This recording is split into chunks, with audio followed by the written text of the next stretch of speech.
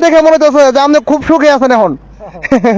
আমার সামনে এক ভদ্রলোক ও সুন্দরভাবে একটি চার্জার সাইকেল নিয়ে যাতায়াত করতেছে।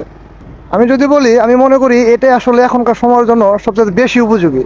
কারণ এই ব্যবস্থাটা থাকলে শুধুমাত্র এখন যারা পেট্রোলের অভাবে বাইক চালাইতে পারতেছে না, তারা খুব সুন্দরভাবে এখন এক জায়গা থেকে অন্য জায়গায় খুব সুন্দরভাবে যাতায়াত করতে পারবে। আসসালামু আলাইকুম। আচ্ছা, এটা আপনি কিনছেন কতদিন যাবত? কিন্তু এটা 1 বছর 2 মাস। 1 বছর 2 মাস। এটা এক চার্জে কত কিলো যায়? 40 কিলো দাম। 40 কিলো যায় না? কত দিয়ে কিনছিলেন এটা? কিনছিলাম 60,000 টাকা নিচ্ছে, আমার কাছে টাকা বেশি নিচ্ছে। 60,000 টাকা। তবে যাই হোক, 60,000 টাকা নিচ্ছে এটা কোনো মূল লক্ষ্য না, কিন্তু এখন মূল উদ্দেশ্য হচ্ছে এখনকার যে অবস্থা, এই যে গাড়ি নিয়ে বাড়িছে, গাড়িতে এই যে তেল নাই, হ্যাঁ, ওই সময় এই সময়ের জন্য আসলে এটা এখন বিরাট কিছু। এখন আর পাম্পে আমরা দেখা যায় গেলে এখন প্রায় 500-600 গাড়ি সিএল তারপর আমার ফুয়েল নিতে হয়।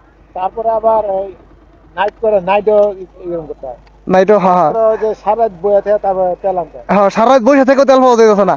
তো ওই ক্ষেত্রে মানে ওই দিক বিবেচনা করলে বোঝা যায় যে আমাদের এখনকার এটার জন্য সবচেয়ে বেশি একটা মানে ভোগান্তি নাই বললেই চলে। হ্যাঁ, যে মোটামুটি একটু অফিস করার জন্য কিংবা একটু বাজার ঘাট করার জন্য সবচেয়ে সুবিধাজনক। আমি তো অফিস করে দেবে। এটা তো অফিস করেন না? গরিব বাড়ি থেকে ওই জলপটির এখান থেকে ওই পেঁয়াজ কিনে গেছি, পেঁয়াজ কিনে। হ্যাঁ, সকালে আচ্ছা গেছি, আমি আবার যাইতেছি। আচ্ছা আচ্ছা তাছাড়া চার্জও কম আছে, আর গাড়ি একটু সমস্যা আছে, এই লিগে আচ্ছা।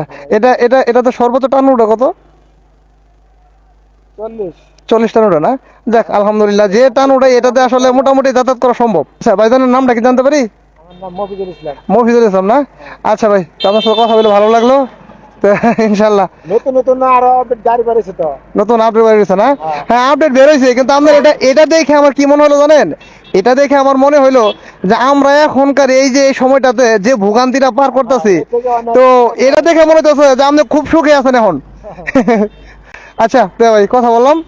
আচ্ছা, আপনারা ডিস্টার্ব করলাম, কিছু মনে করেন না। না, আমার ডিস্টার্ব না, আমি একটু এদিক যেতাম, এদিক যেতাম। এই ভদ্রলোককে দেখে আমার মনে হইতেছে দুর্যোগময় সময় আইসা হেরা আমরা ফুয়েলের জন্য যে পরিমাণ কষ্ট করতেছি, ভদ্র মহোদয় কিন্তু সে পরিমাণ কষ্ট এখন করতেছে না।